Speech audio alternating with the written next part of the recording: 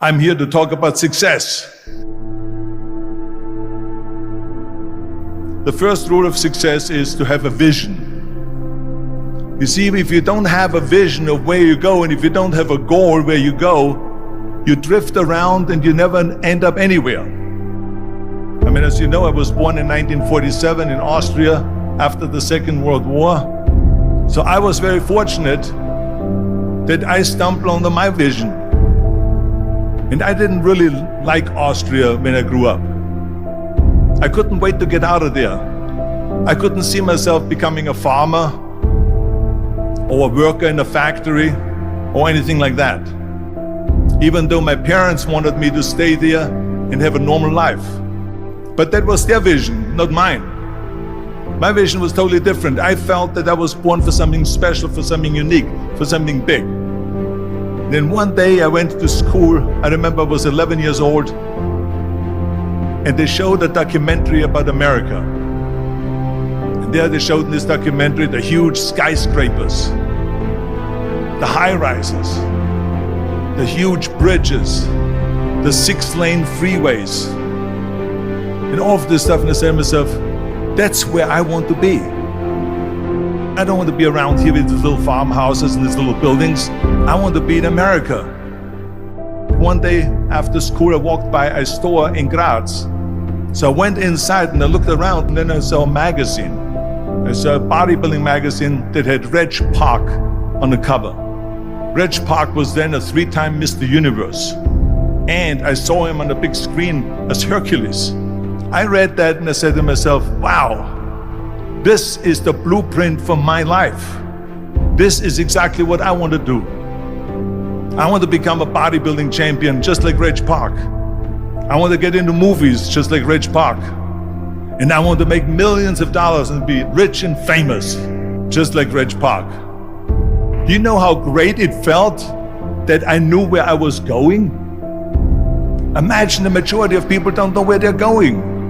I knew where I was going, that I'm going to become this bodybuilding champion just like him. So it was just a question of how do you do it? I was so relieved, because when you have a goal, when you have a vision, everything becomes easy. So people always ask me, when they saw me in the gym in the pumping iron days, they say, why is it that you're working out so hard? 5 hours a day, 6 hours a day, and you have always a smile on your face. And I told people all the time, I said, because to me, I'm shooting for a goal. In front of me is the Mr. Universe title. So every rep that I do gets me closer to accomplishing that goal, to make this goal, this vision turn into reality. Every single set that I do, every repetition, every weight that I lift will get me a step closer to turn this goal into reality. So I couldn't wait to do another 500-pound squat. I couldn't wait to do another 500-pound bench press. I couldn't wait to do another 2,000 reps of sit-ups. I couldn't wait for the next exercise. At the age of 20, I went to London and I won the Mr. Universe contest as the youngest Mr. Universe ever. And it was because I had a goal. So let me tell you something, visualizing your goal and going after it makes it fun. You've got to have a purpose no matter what you do in life. You've got to have a purpose. 74% hate their job in America. Now there's not much different when you come to Europe. The majority of people don't like what they're doing, because they're really not doing it because they didn't have a goal and they followed this goal. They just aimlessly drift around, and then all of a sudden there's a job opening, so they get that job because you have to work. But then when you work, it's a chore. It's work. It's not fun. So if you think about, only a quarter of the people really enjoy what they're doing in life. That is unbelievable if you think about it. So I felt so blessed that I knew what I was doing. It's like a medical student that studies and knows he wants to become a doctor. You know where to go. And the same thing is also in politics. I remember that in politics, I had a very clear vision that I will be the leader of California. This is as far as I could go because I was not born in America, so I could not run for president. So being the governor of the fifth largest state, I should say the largest state, the fifth largest economy in the world, was for me really the ultimate title, the ultimate accomplishment in politics. So even though people came up to me and says, why don't you go and run for something smaller, you're never gonna make it. I ran for governor, and then 2 months later I became governor of the state of California. Again, because I had a very clear vision what I'm gonna do with California. So that's rule number one, have a vision. Rule number two is, don't listen to the naysayers. Don't listen to the naysayers.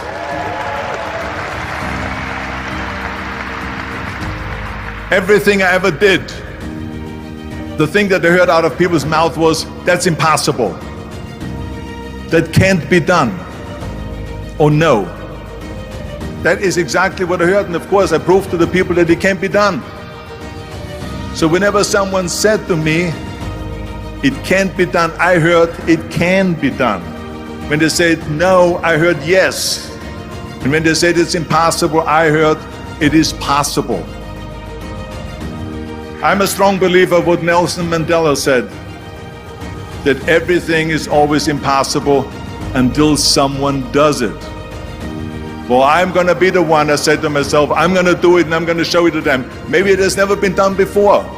That's perfectly fine with me. But I'm gonna do it. And I did not listen to the naysayers. It's all about the hard work that you put in. I said to myself, in bodybuilding I worked out 5-6 hours a day. I'm gonna do the same thing now for acting. And of course I went to college to study English.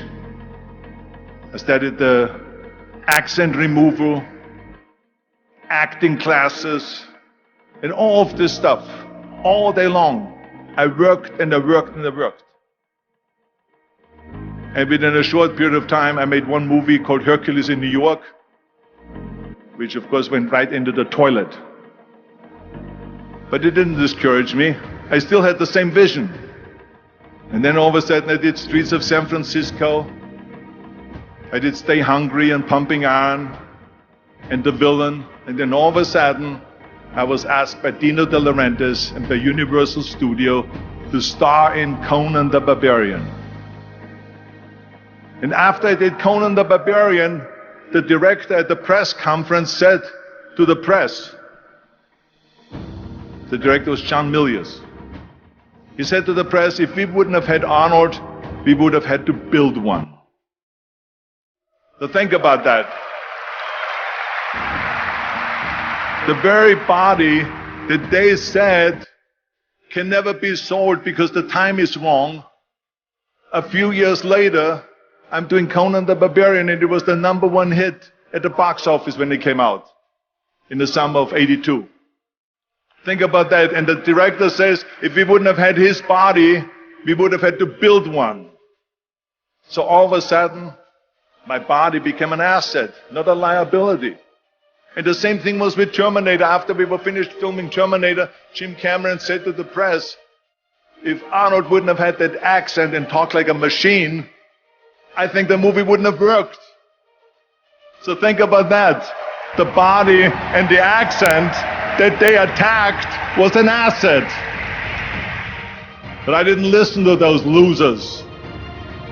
I didn't listen to them at all. It's just the reality of it is that you cannot listen to the naysayers. So this is a very important lesson for all of you. So when someone says, no, this is a stupid idea, you in your mind, you don't have to say it, but in your mind just say this of you're an asshole. What do you know?